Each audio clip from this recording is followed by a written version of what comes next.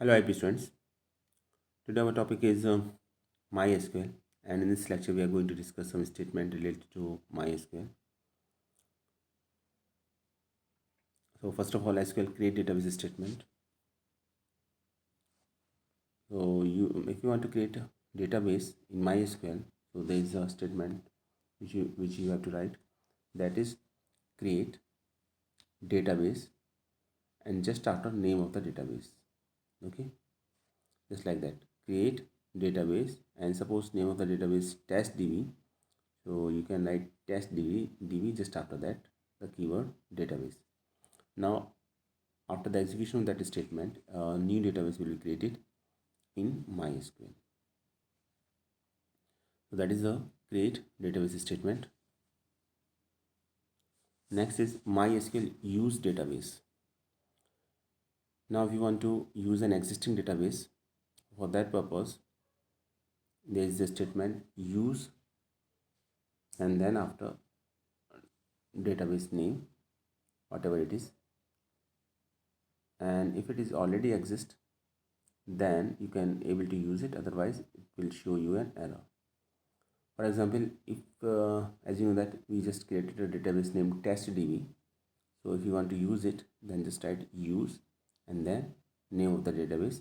In this case name of the database is testdb, so you are now able to use testdb. Okay,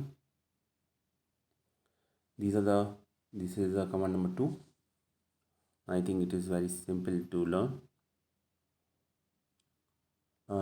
next is show database. जैसा आप जानते हैं कि आपके syllabus में overall 15 commands at least आपको याद करनी है, लिखना है आपको प्रैक्टिकल फाइल में. 21 प्रोग्राम्स आप ऑलरेडी पाइथन प्रोग्रामिंग के हो चुके हैं अभी तक, इसमें ऑलमोस्ट सभी कॉन्सेप्ट को कवर किया गया है. कुछ कॉन्सेप्ट्स या कुछ प्रोग्राम्स ऐसे हैं जिसको पार्ट्स में डिवाइड किया गया है, तो आपको देखना लिखना है इसको. ये एसक्यूएल का पार्ट है और ये भी प्रैक्टिकल में ही लिखना है आपको प्रैक्टिकल फाइल में. एटलीस्ट 15 कमांड्स लिखनी है. ये अभी आपको कमांड नंबर 3 है, शो डेटाबेस स्टेटमेंट. इसी तरीके से लिखना है आपको, ठीक है. तो अभी देखते हैं शो डेटाबेस. तो अभी क्या किया आपने, डेटाबेस को क्रिएट कर लिया, डेटाबेस को यूज़ कर लिया, लेकिन मोस्ट ऑफ द टाइम क्या होता है कि हमें इतना काम करना होता है कि हम डेटाबेस को क्रिएट करके भूल जाते हैं, नेम भूल जाते हैं उसका. हमको याद नहीं है कि किस नाम से हमने डेटाबेस को क्रिएट किया था. नाउ उस एट द टाइम आपको एक ऐसी कमांड की रिक्वायरमेंट है कि जो आप टाइप करें तो आपके जितने भी डेटाबेस हैं वो विजिबल हो जाए, आपको पता चल जाए कि कौन कौन से डेटाबेस एग्जिस्ट कर रहे हैं MySQL के अंदर, ठीक है, MySQL सॉफ्टवेयर के अंदर. तो अभी उसके लिए क्या करना होगा, आपको कमांड टाइप करनी होगी show database, show databases. Show databases करते ही, ठीक है, शो डेटाबेसेस, ये ध्यान रखिएगा, शो डेटाबेसेस में डेटा BASES ये पूरा होगा, कंप्लीट लिखना होगा आपको, तभी ये कमांड वर्क करेगी. और दूसरा ये आप second important thing is that SQL is case insensitive. Case insensitive है ये यहाँ पर. और जब हम कहते हैं केस इनसेंसिटिव तो इसका मीनिंग सिंपल सा ये होता है कि कैपिटल स्मॉल में लिखने से आपको कमांड के एग्जीक्यूशन पर, स्टेटमेंट के एग्जीक्यूशन पर कोई फ़र्क नहीं पड़ता. तो जैसे आप इसमें लिखा है शो डेटाबेसेस को मैंने स्मॉल में लिखा है, तो इससे कुछ फ़र्क नहीं पड़ेगा, कमांड फिर भी एग्जीक्यूट हो जाएगी. और एक्चुअली ये ऑलरेडी एग्जीक्यूटेड है, आप देख भी पा रहे हैं, ये एसक्यूएल में रन की गई कमांड है, तो आप देख पा रहे हैं इसकी का स्क्रीनशॉट लिया गया है यहाँ पर. तो डिफरेंट डेटाबेसेस हैं. अब इसमें आपने देखिए, तो ऐसा नहीं है कि आपको डेटाबेस क्रिएट करना होगा तभी आप काम कर सकते हैं. एक डिफ़ॉल्ट डेटाबेस भी होता है MySQL. तो अभी आपने अगर उसे बना रखा है, बनाया नहीं है कोई नया डेटाबेस, न्यू डेटाबेस क्रिएट नहीं किया है, तो आप MySQL के अंदर अपना काम कर सकते हैं, ठीक है. डायरेक्ट ओपन करेंगे, ओपन करने की भी रिक्वायरमेंट नहीं है, वो बाय डिफ़ॉल्ट ओपन ही होता है, MySQL ही ओपन होता है. लेकिन आप ये चाह रहे हैं कि आपकी सभी फाइल पर्टिकुलर एक न्यू डेटाबेस के अंदर आ जाएँ और आप उसको देखना चाह रहे हैं, अपना सभी रिकॉर्ड एक डेटाबेस के अंदर करना चाह रहे हैं, तो फिर वहाँ पर आपको एक न्यू डेटाबेस क्रिएट करना पड़ेगा, उसको यूज़ करना पड़ेगा. एवरी टाइम जब भी आप MySQL पे जाएंगे तो आपको यूज़ आफ्टर दैट आप उसको डेटाबेस का नेम लिखना पड़ेगा. उसके बाद जब वो डेटाबेस ओपन हो जाएगा तो उसमें जो भी कुछ काम करेंगे वो सेव हो जाएगा आपका, ठीक है. और अगर ऐसा नहीं करना चाहते हैं, अपना जनरल वर्क करना चाहते हैं अपना जो भी है आपका, तो कोई रिक्वायरमेंट नहीं है, तो आप शो डेटाबेस की तो आप ये ऑलरेडी इसके अंदर माई एस क्यू एल है, डेटाबेस माई एस क्यू एल देख सकते हैं आप यहाँ पर। मैं दिखाता हूँ आपको, ये देखिए, ये देखिए आप माई एस क्यू एल, ठीक है। थोड़ा सा और लार्ज जूम करता हूँ मैं इसको। ये माई एस क्यू एल ऑलरेडी बना हुआ है यहाँ पर, तो इसको यूज़ कर सकते हैं आप, ठीक है। तो ये कमांड थी शो डेटाबेस। इसके बाद नेक्स्ट देखते हैं हम शो टेबल्स। तो मोस्ट ऑफ द टाइम ऐसा भी होता है कि आपने डेटाबेस को यूज़ किया, डेटाबेस के अंदर टेबल भी बना दी, डेटाबेस का नाम याद है आपको, ठीक है, लेकिन टेबल आप भूल गए कि कौन कौन सी टेबल है इसके अंदर। तो आपको क्या करना है, तो आपको करना ही है सबसे पहले तो देखिए, डेटाबेस के अंदर एंटर करेंगे आप, तो यूज़ प्रैब लिखा हुआ है, प्रैब यहाँ पर एक डेटाबेस का नेम है, ठीक है, ये एक डेटाबेस का नेम है यहाँ पर। तो हम प्रैब डेटाबेस के अंदर एंटर कर गए। अब मुझे ये पता करना है कि इस प्रैब डेटाबेस में कौन कौन सी टेबल्स हैं। तो उसके लिए मुझे लिखना पड़ेगा, एक कमांड लिखनी पड़ेगी, शो टेबल्स, शो टेबल्स, ये लिखना पड़ेगा। ऐसा करते ही जितनी भी टेबल्स हैं वो सभी शो हो जाएंगी। ये देखिए S1, S2, S3 और S, ये 4 टेबल्स हैं। तो जितनी भी ये टेबल्स हैं ये आ जाएगा। जब कमांड एग्जीक्यूट करते हैं तो ये जितनी रो सेलेक्ट होता है उतने को दिखाता है, जैसे यहाँ लिखा हो 4 रोज इन 1 सेट, और टाइम भी दिखाता है 0.17 सेकेंड। तो इतनी टाइम के अंदर ये कमांड एग्जीक्यूट हुई है। तो ये जब आप एग्जीक्यूट हो जाता है तो इस तरीके से आउटपुट शो होता है, ये ध्यान रखिएगा आप। काम करेंगे माई एस क्यू एल पे तो आपको पता चल जाएगा। तो ये आपका शो टेबल के थ्रू हम टेबल्स जितनी भी हैं उनको जान सकते हैं कि कौन कौन सी टेबल हैं, और फिर हम उस पर्टिकुलर टेबल को ओपन करके जो भी हमें वर्क करना है वो हम वर्क कर सकते हैं। तो ये शो टेबल था, ठीक है, नंबर 4। अब बात करते हैं number 5, S Q L create table. That is the most important command, create table statement. Syntax आप देख ही पा रहे हैं। First of all you have to write create table, create table लिखा आपने, then after that name of the table. तो जो आप नेम ऑफ द टेबल देंगे तो इसमें ये याद रखिएगा कि अगर नेम आपका, आपको ऐसा लगता है कि is a combination of more than 2 words, तो आप अंडरस्कोर साइन का यूज़ कर सकते हैं, सेपरेट कर सकते हैं डिफरेंट वर्ड्स को, ठीक है। और अंडरस्कोर का साइन वैलिड भी होता है आपका जब कभी भी हम टेबल का नेम क्रिएट करते हैं। उसके बाद आपने देखा पैरेंथेसिस का साइन है, और पैरेंथेसिस के साइन के अंदर हमको डिफरेंट कॉलम्स क्रिएट करने हैं। अब ये कॉलम कौन कौन से हो सकते हैं, कुछ भी हो सकते हैं, कितने भी हो सकते हैं, और जितने भी कॉलम्स हम क्रिएट करेंगे उन सभी को कॉमा से सेपरेट करेंगे, that is the most important thing. और सिंटेक्स बहुत सिंपल है, आपको करना ये है, आपको करना ये है कि कॉलम नेम लिखना है सबसे पहले। इसके बाद उसका डेटा टाइप, जो इंट हो सकता है, डेट हो सकता है, कैर हो सकता है, वेर कैर हो सकता है, ठीक है, ये सभी डेटा टाइप्स हैं। और देन आफ्टर उसका साइज़, तो उसका साइज़ लिखना पड़ेगा। इंट का साइज़ नहीं लिखते हम, कैर वेर कैर में साइज़ लिखते हैं, डेट का भी साइज़ नहीं लिखते। तो कुछ डेटा बेसिस के साथ साइज़ की रिक्वायरमेंट होती है, कुछ के साथ नहीं होती। तो जिनके साथ नहीं होती उनको हम नहीं लिखते, जिसके साथ होती है उसको हम लिखते हैं। और उसके बाद जब आप कली ये आप पैरेंथेसिस का साइन क्लोज कर देंगे तो फिर उसके बाद आपको सेमीकोलन लगाना होगा, जो इंडिकेट करेगा कि सेंटेंस टर्मिनेट हो चुका है। यहाँ एक और इम्पॉर्टेंट बात है, वो ये है कि ऐसा नहीं है कि ये हम एक लाइन के अंदर नहीं लिख सकते, या हमको लाइन चेंज करनी पड़ेगी, या एग्जैक्ट ऐसा ही लिखना पड़ेगा, नहीं, ऐसा नहीं है। आप इसे कंप्लीट स्टेटमेंट को with in a single line भी लिख सकते हैं, और वो तब भी एग्जीक्यूट हो जाएगा। तो क्वेश्चन यहाँ पर ये है कि फिर इसको इस तरीके से क्यों लिखा गया है। इसको लिखने की एक वजह है, और वजह ये है कि हमें इसमें क्लियरली ये शो करना है कि हमने क्रिएट टेबल कहाँ लिखा, डिफरेंट कॉलम्स नेम कहाँ है, ठीक है, और जितने भी कॉलम्स नेम हैं वो आपके कहाँ से स्टार्ट होके कहाँ तक जा रहे हैं, वो एंड हो रहे हैं। तो इसलिए पैरेंथेसिस का साइन मैंने और कोई स्टेटमेंट नहीं लिखा, और जहाँ पैरेंथेसिस को क्लोज़ किया उसके बाद भी कुछ नहीं लिखा, सेमीकोलन लिखा है। तो जो क्लियरली इंडिकेट करता है कि ये कमांड है, और इस तरीके से आपको याद करना भी आसान रहेगा, आप गलती नहीं करेंगे इसमें, ठीक है।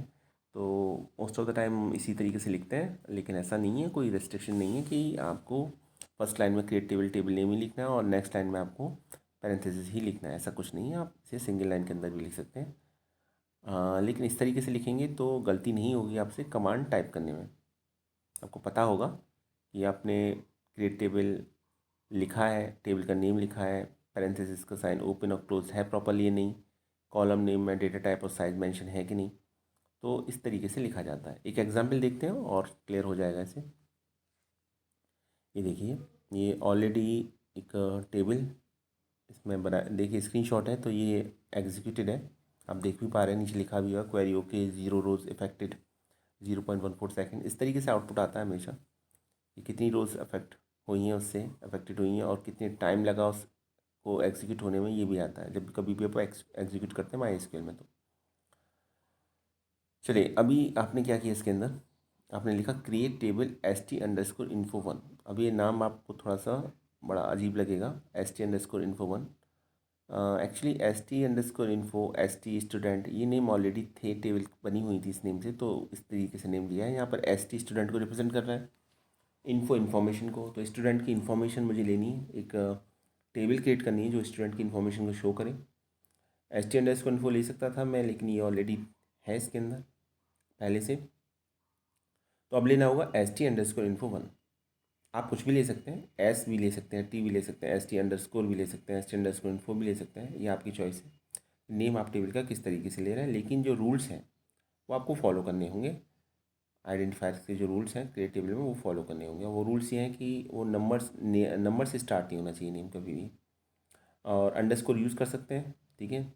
स्मॉल कैपिटल लेटर्स कुछ भी यूज़ कर सकते हैं, लेकिन जब कभी भी आप स्मॉल या कैपिटल लेटर्स यूज़ करेंगे इस, तो आपको फिर स्मॉल और कैपिटल लेटर्स उसी फॉर्मेट में उसी तरीके से उस टेबल को एक्सेस भी करना होगा। आप ऐसा नहीं है कि आपने यहाँ पर एस टी कैपिटल ले लिया ST_info में, और फिर आप इसको देखना चाह रहे हैं डेटा को, तो ST को आपने स्मॉल में लिखा है, तो फिर डेटा बेस में उस टेबल को आप एक्सेस नहीं कर पाएंगे। तो जो आप नेम लेंगे एग्जैक्ट वही नेम आपको यूज़ करना होगा, ठीक है। तो एक तो ये पॉइंट था। तो अभी क्रिएट टेबल ST_info1, ये आपने यहाँ पर स्टेटमेंट दिया। उसके बाद रोल नंबर लिया, तो रोल नंबर इंटीजर टाइप का होता है, तो हमने लिखा इंटीजर के लिए हम INT लिखते हैं, कॉमा लगाया, फिर लिखा फर्स्ट नेम, ठीक है। सेकंड, ये सेकंड कॉलम का नेम है फर्स्ट नेम। डेटा टाइप पे इसका हमने varchar, साइज ले लिया 50। आफ्टर दैट हमने लिया लास्ट नेम, डेटा टाइप ले लिया varchar, साइज ले लिया 100। फिर एक ले लिया एड्रेस, डेटा टाइप ले लिया varchar और साइज ले लिया 255। पैरेंथेसिस का साइन क्लोज किया और फिर सेमीकोलन लगाया, एंटर प्रेस किया, आउटपुट आ जाएगा आपका। देखिए, जब कभी भी स्ट्रिंग की बात चलती है तो हमें या तो कैर लेना होता है या varchar लेना होता है, तो ये बड़ा कॉमन है, ठीक है। जैसे जैसे आप टेबल क्रिएट करेंगे, आगे हम देखेंगे इसके अंदर, तो आपको और डेटाबेसेस के बारे में पता चल जाएगा। डेट के लिए डेट के लिए हम आपका डेटा टाइप लेते हैं। स्ट्रिंग के लिए हम स्ट्रिंग के लिए हम कैर या वैरकर यूज़ कर सकते हैं। कैर और वैरकर में डिफरेंस ये है कि कैर का में जो कॉन्सेप्ट है वो राइट पैडेड विद स्पेस का कॉन्सेप्ट है, जबकि वैरकर में ऐसा नहीं होता है। वैरकर का मतलब ही वेरिएबल लेंथ होता है। तो अभी जैसे आपने कैर लिया, मान लीजिए आपने साइज़ आपका आपने 50 लिया, कैर के साथ डिक्लेयर किया, और जो आपकी एंट्री है नेम की, कॉलम की, वो सपोज़ 10 कैरेक्टर्स की है, तो जो 40 कैरेक्टर्स का स्पेस है वो वेस्ट नहीं होता है in the case of char data type. अगर आपने कैर लिया है तो सभी स्पेस वो जो रिमेनिंग आपका जो मेमोरी होगी वो स्पेस से फुलफिल हो जाएगी। इसी को राइट पैरेटिव स्पेस बोलते हैं। वैरकर में ऐसा नहीं होता, वैरकर का मीनिंग ही वेरिएबल लेंथ है। तो ये है। तो जैसे जैसे अभी हम आगे देखेंगे और टेबल भी क्रिएट करेंगे जिसमें डिफरेंट टाइप्स के और डेटा टाइप्स यूज़ होंगे। यहाँ एक छोटा सा एग्जांपल लिया गया है सिर्फ इस समझाने के लिए कि टेबल क्रिएट कैसे करते हैं। ओके, चलिए आगे देखते हैं। अब यह है number 6 statement, SQL insert into statement. देखिए, अभी हमने टेबल को क्रिएट किया और टेबल को क्रिएट करने पर ये शो कर रहा है 0 रोज अफेक्टेड। अभी क्यों शो कर रहा है? क्योंकि सिर्फ टेबल का स्ट्रक्चर क्रिएट हुआ है। और यहाँ पर ये बात भी जानना आपको ज़रूरी है कि ये create table statement DDL statement है। DDL स्टेटमेंट, DDL का मतलब होता है डेटा डेफिनेशन लैंग्वेज। तो जहाँ आप स्ट्रक्चर से रिलेटेड डेटा की जितनी कमांड्स हैं आपकी वो डिटेल में आती हैं, और डेटा की मैनिपुलेशन से रिलेटेड जितनी कमांड्स आप डेटा पर कोई भी काम कर रहे हैं, चाहे डेटा को डिलीट कर रहे हैं, ऐड कर रहे हैं, ठीक है, अपडेट कर रहे हैं, चेंज कर रहे हैं, या देख ही रहे हैं डेटा को सिंपली, तो वो आपका डीएमएल में आती है। अभी हमने यहाँ पर एक टेबल क्रिएट किया और कुछ नहीं किया, इसमें कोई डेटा इंसर्ट नहीं हुआ, टेबल का एक स्ट्रक्चर बना है यहाँ पर, और हमें सिर्फ ये मालूम है कि टेबल का नेम st_info1 है, उसमें कॉलम्स हैं, roll number, first name, last name और एड्रेस, पर डेटा नहीं है। तो इसलिए क्रिएट टेबल जो कमांड है वो आपकी DDL स्टेटमेंट में काउंट होती है, इसलिए यहाँ पे दिखा भी रहा है 0 रोज अफेक्टेड, नहीं कोई किसी भी रो पर कोई इफेक्ट नहीं पड़ा। कोई इफेक्ट इसलिए नहीं पड़ा क्योंकि रो पर हमने काम ही नहीं किया, हमने तो स्ट्रक्चर क्रिएट किया, अभी टेबल सिंपली एक टेबल क्रिएट किया, ठीक है। इंसर्ट इनटू कमांड, अब इंसर्ट इनटू कमांड की अगर हम बात करें तो इंसर्ट इनटू कमांड आपका DML में आता है। अब टेबल क्रिएट करने के बाद जो सेकंड रिक्वायरमेंट होगी वो होगी कि आपको टेबल में जो रो होगी उसमें आपको डेटा को इंसर्ट करना, रो वाइज इंसर्ट करते हैं हम डेटा को ऑलवेज SQL के अंदर, ठीक है। तो अभी उसके लिए हमें क्या करना पड़ेगा, उसके लिए एक स्टेटमेंट है SQL insert into statement. Using SQL insert into statement हम डेटाबेस के अंदर डेटा अपनी टेबल के अंदर जो टेबल हमने अभी क्रिएट किया है या कोई भी पहले से एग्जिस्टिंग टेबल है, हम उसके अंदर डेटा को इंसर्ट करा सकते हैं, ठीक है। तो जिसको हम बोलेंगे कि हमने एक रिकॉर्ड मेंटेन कर लिया, मतलब जैसे ये है कि अभी आपका एक स्टूडेंट की इन्फॉर्मेशन डालनी है, तो मुझे उसमें मैंने स्टूडेंट का name, roll number, first name, last name, address, ये कंप्लीट इन्फॉर्मेशन फिल कर दी, तो इसको एक रिकॉर्ड बोला जाएगा। तो हम 1 बाय 1 रिकॉर्ड इंसर्ट करते हैं इंसर्ट इनटू कमांड के थ्रू। तो चलिए इसका सिंटैक्स देखते हैं। सबसे पहले आपको लिखना है, अब इसमें insert into statement 3 different ways में यूज़ किया जा सकता है, इसको आप समझिएगा, मैं बताऊंगा अभी आपको कैसे। बेसिकली तो 2 ही हैं, ठीक है, लेकिन मैं आपको 3 डिफरेंट मेथड्स बताऊंगा कि कैसे इंसर्ट इनटू कमांड्स को यूज़ किया जा सकता है। तो सबसे पहले तो आपको इंसर्ट इनटू लिखना होगा, ओके। इंसर्ट इनटू लिखने के बाद टेबल का नेम जिसमें भी आप डेटा इंसर्ट करना चाह रहे हैं, ये देख पा रहे होंगे आप। उसके बाद कॉलम के नेम्स, जितने भी कॉलम्स हैं जिसमें भी आप डेटा इंसर्ट करना चाह रहे हैं। अब यहाँ पर आपके पास ऑप्शन है, सपोज़ किसी टेबल में 4 कॉलम्स हैं लेकिन आप डेटा इंसर्ट सिर्फ 3 कॉलम में करना चाह रहे हैं, तो आपको सिर्फ उन्हीं कॉलम्स का नेम को देना पड़ेगा, 4 को देने की ज़रूरत नहीं है। जितने कॉलम्स में जिस कॉलम में आप डेटा की एंट्री करना चाह रहे हैं, सिर्फ उन कॉलम्स के नेम दे दीजिए यहाँ पर, ठीक है। और फिर देखिए पैरेंथेसिस साइन के अंदर क्लोज कर दिया ये। अब आपको वैल्यू इंसर्ट करनी है, तो उसके बाद कीवर्ड लिखिए वैल्यूज़, और फिर उसी सीक्वेंस में, सेम सीक्वेंस में वैल्यूज़ को दे दीजिए। अब यहाँ पर सीक्वेंस बहुत मैटर करता है, ठीक है। Suppose column name 1 roll number है, तो रोल नंबर के अकॉर्डिंग जो वैल्यू होगी वो वैल्यू 1 में शो होगी, आप यहाँ पर नेम नहीं दे सकते, ठीक है। और वैसे भी अगर आप नेम देंगे तो एरर शो करेगा, क्यों शो करेगा, वो शो इसलिए करेगा क्योंकि रोल नंबर तो इंटीजर टाइप का है और नेम आपका वैर के टाइप का है। तो यहाँ पर जो कॉलम होगा उसका जो डेटा टाइप होगा उसका डेटा टाइप वैल्यू 1 के डेटा टाइप से मैच करना चाहिए। नेम में आपने एड्रेस दे दिया, कोई दिक्कत नहीं है, ठीक है, वो इंसर्ट हो जाएगा, कोई प्रॉब्लम नहीं है। ये अलग बात है वो रॉन्ग एंट्री होगी, उसका कोई सेंस नहीं होगा। लेकिन आप इंटीजर में फ्लोट वैल्यू को नहीं ले सकते, या हम कहें कि स्ट्रिंग को नहीं ले सकते, तो वो आपको देखना होता है।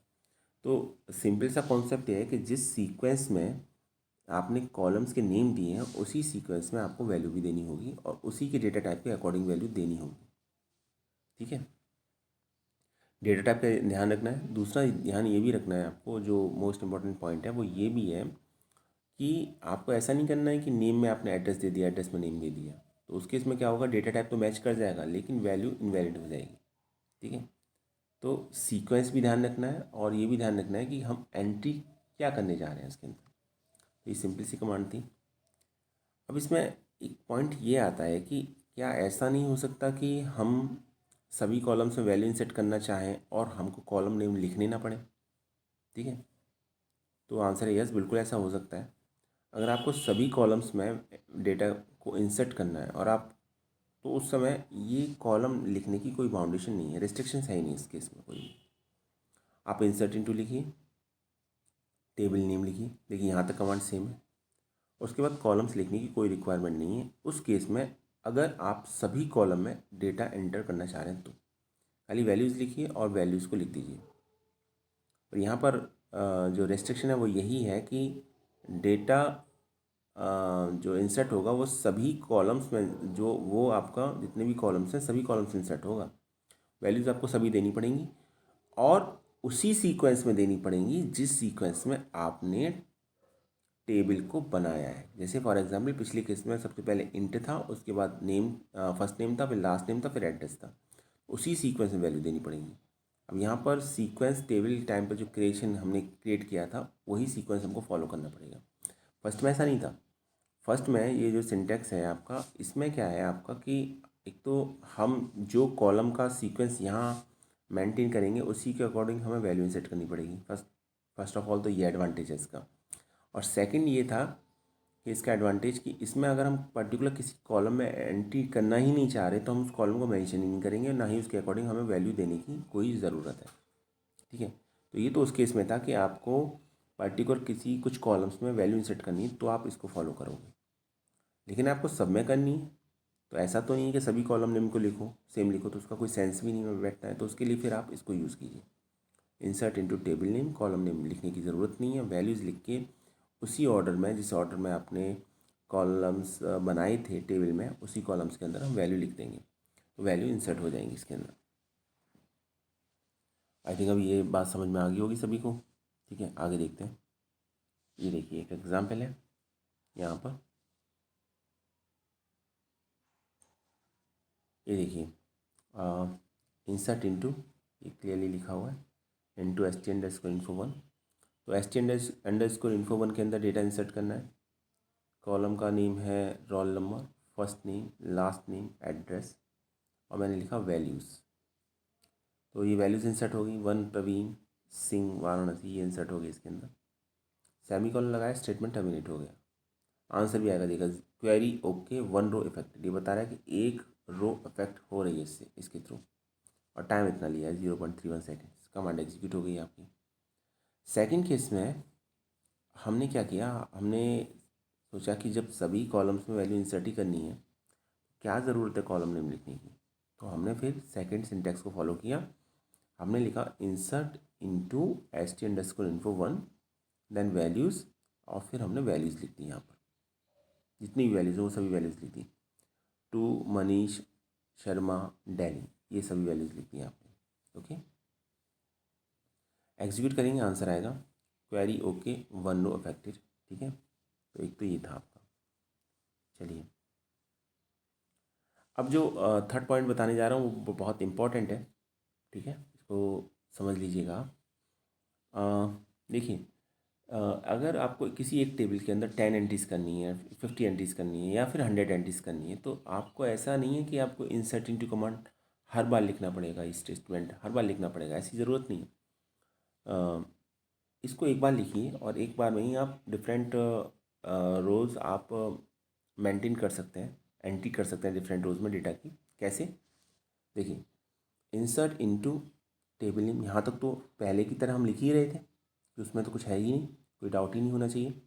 उसके बाद वैल्यूज़ लिखेंगे, कीवर्ड। कॉलम नेम लिखना चाहें तो लिख सकते हैं, अदरवाइज़ अगर सभी कॉलम एंट्री करनी है तो लिखने की ज़रूरत नहीं है। लेकिन याद रखिएगा, अगर कॉलम नेम लिखेंगे तो फिर उन्हीं कॉलम्स के लिए एंट्री आपको करनी पड़ेगी और उसी ऑर्डर में करनी पड़ेगी। ठीक है, और अगर नहीं लिखेंगे तो जो डेटा बेस में जो टेबल है आपकी, उस टेबल में जो आपका at the time of table creation जो आपने ऑर्डर लिया है और जितने कॉलम्स लिए हैं उसी कॉलम्स के अकॉर्डिंग आपको एंट्री करनी पड़ेगी।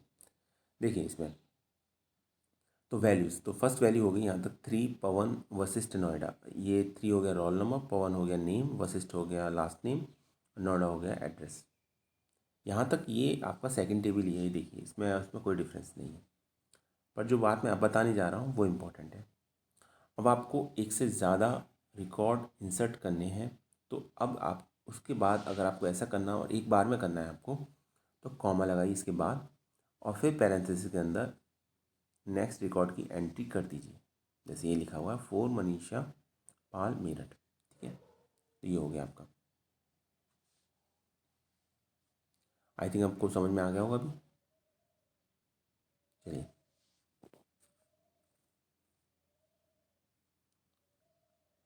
तो इस तरीके से डेटा को इंसर्ट किया जा सकता है। तो ये आपके ऊपर डिपेंड करता है कि आप कौन सा मेथड ऑप्ट कर रहे हैं। ठीक है, मोर देन वन रिकॉर्ड्स अगर आपको इंसर्ट करने हैं तो ये लास्ट का जो है आपका, वो आपका ज़्यादा अच्छा मेथड है। चलिए आगे देखते हैं। तो ये नंबर 7 है एसक्यूएल सेलेक्ट क्वेरी। तो अभी टेबल क्रिएट कर दिया आपने, उससे पहले डेटाबेस क्रिएट किया था। ठीक है, और डेटा एंटर भी कर दिया आपने। अब आप डेटा को देखना चाह रहे हैं, तो जो डेटा आपका बना है इंसर्ट इनटू कमांड में इंसर्ट कर दिया, ये आपको पता है, लेकिन आपको ये कंफर्म करना है कि डेटा इसके अंदर है, या फिर हमको पर्टिकुलर कुछ डेटा ही देखना है, उसका एक पार्ट देखना है डेटा का, कंप्लीट डेटा देखना ही नहीं है। फॉर एग्जांपल मैं इस बात में इंटरेस्टेड हूँ कि मुझे सिर्फ स्टूडेंट्स के नेम जानने हैं, मुझे इस बात में कोई इंटरेस्ट नहीं है कि उनका लास्ट नेम क्या है, उनका एड्रेस क्या है, उनका रोल नंबर क्या है। तो ये इस तरीके से भी एक्सेस किया जा सकता है पर्टिकुलर किसी टेबल के डेटा को। और उसके लिए जो कमांड यूज़ होती है वो यूज़ होता है एसक्यूएल क्वेरी। ठीक है, एसक्यूएल सेलेक्ट क्वेरी। तो ये एसक्यूएल सेलेक्ट क्वेरी में अभी जो सेलेक्ट के थ्रू हम डेटा को सेलेक्ट कर सकते हैं कॉलम वाइज। ठीक है, रो वाइज भी हम फिल्टर कर सकते हैं, वो हम बाद में देखेंगे कैसे। तो ये देखिए, सबसे पहले आपने लिखा select column 1 comma column 2 column N. Select लिखिए, सेलेक्ट के बाद जितने भी कॉलम्स हैं जो आप देखना चाह रहे हैं जिस कॉलम्स का भी डेटा, उन सभी कॉलम्स के नेम लिख दीजिए। ठीक है, उसके बाद कीवर्ड फ्रॉम लिखिए, और फ्रॉम कीवर्ड के बाद टेबल का नेम लिख दीजिए। तो इसके बाद जब आप टेबल का नेम लिखेंगे तो होगा क्या कि सिर्फ ये कॉलम विजिबल होंगे, बाकी और कोई कॉलम विजिबल नहीं होगा, है भी तो भी नहीं होगा, क्योंकि जो कॉलम आपने सेलेक्ट के साथ लिखे हैं सिर्फ वही कॉलम का डेटा स्क्रीन पर शो होगा, बाकी और किसी कॉलम का डेटा स्क्रीन पर शो नहीं होगा। और अगर हम कंप्लीट टेबल देखना चाह रहे हैं, सभी कॉलम्स शो करना चाह रहे हैं, तो ऐसा नहीं है कि आपको सभी कॉलम्स का नेम लिखने की ज़रूरत है, आप लिख सकते हैं, लेकिन उसका एक शॉर्टकट भी है। आप वहाँ फिर स्टार लिखिए, सिर्फ स्टार मार्क कर दीजिए। तो select star from table name, उस केस में जो टेबल होगी उससे रिलेटेड जितने भी कॉलम्स होंगे उन सभी का डेटा स्क्रीन पर शो हो जाएगा। ठीक है, तो बहुत इंपॉर्टेंट स्टेटमेंट है सेलेक्ट स्टेटमेंट। चलिए एक एग्जाम्पल के थ्रू देखते हैं। जैसे यही था, टेबल अभी हमने बनाई थी एस्टेंडर्स इन्फो 1, और उसके अंदर हमें मालूम था कि एक तो कॉलम रोल नंबर है, एक फर्स्ट नेम है, एक लास्ट नेम है, और एक एड्रेस है। अब मुझे जो इंटरेस्ट है वो सिर्फ ये जानने में है, रोल नंबर और फर्स्ट नेम को। तो मैं लिखूँगा यहाँ पर सेलेक्ट कि select roll number comma first name from, then after table name. Table name क्या है यहाँ पर ST_info 1, और इसके बाद सेमीकोलन। ये ध्यान रखना है यहाँ पर, ये रोल नंबर और ये जो फर्स्ट नेम है ये कॉलम नेम है। ठीक है, चलिए तो कुछ डेटा इस तरीके से शो होगा। 4 डेटा यहाँ पर आ गया आपका, प्रवीण मनीष पवन मनीषा, तो ये डेटा आ जाएगा। जैसा भी डेटा जो भी इंसर्ट किया वो डेटा आपका शो हो जाएगा। और अगर आपको सिर्फ एक ही कॉलम देखना है तो क्या करेंगे, तो देखिए select address from student info 1, ये सभी का एड्रेस आ जाएगा यहाँ पर। ओके, और अभी हम ये जानना चाहते हैं, हम तो कंप्लीट डेटा ही देखना चाहते हैं, टोटल डेटा देखना चाहते हैं टेबल का, कोई कॉलम पर फिल्टर ही नहीं लगाना चाहते। तो उस केस में आपको क्या करना है, उस केस में करना आपको ये है कि आपको लिखना है सेलेक्ट स्टार फ्रॉम ST_info 1। तो ये टेबल का नेम है ST_info 1, सेमीकोलन लगाया। तो इसके बाद क्या होगा, जैसे ही इसे हम एंटर प्रेस करेंगे तो ये कंप्लीट डेटा शो होगा उसका, ये कंप्लीट डेटा है। देखिए सभी कॉलम्स आ रहे हैं इसके अंदर और सभी रिकॉर्ड शो हो रहे हैं। ये दिखा भी रहा है नीचे 4 रोज इन सेट। ठीक है, और ये इतना टाइम दिखाया, इतने टाइम के अंदर ये एग्जीक्यूट भी हो गया। तो ये आज का वीडियो था, कुछ इंपॉर्टेंट हमने स्टेटमेंट को डिस्कस किया इसके अंदर। आई होप अभी ये आपको समझ में आ गया होगा। ये प्रैक्टिकल वर्क है आपका, प्रैक्टिकल कॉपी में लिखिए इन कमांड्स को और एग्जीक्यूट करके देखिए। ऑलरेडी एग्जीक्यूटेड है, जब मैं स्कूल पर आप एग्जीक्यूट करोगे तो ये इसी तरीके से आउटपुट शो होगा। और नेक्स्ट वीडियो में हम कुछ और MySQL से रिलेटेड कमांड्स को डिस्कस करेंगे। Thanks for watching this video.